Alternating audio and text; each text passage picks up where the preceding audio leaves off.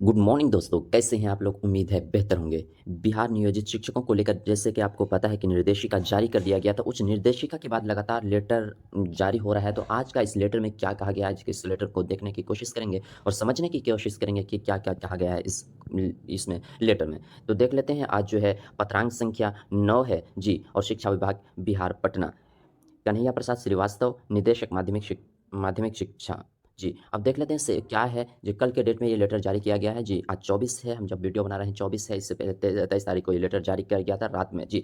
सेवा में सचिव, बिहार विद्यालय परीक्षा समिति पटना।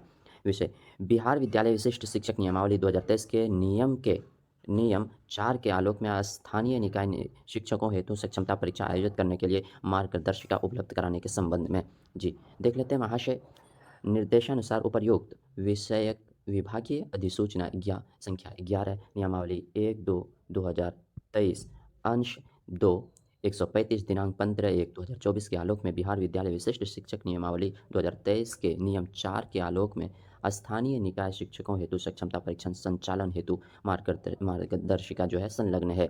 दूसरा क्या क्या है? संलग्न मार्गदर्शिका पर सक्षम पराधिकारी का अनुमोदन प्राप्त किया गया है जी।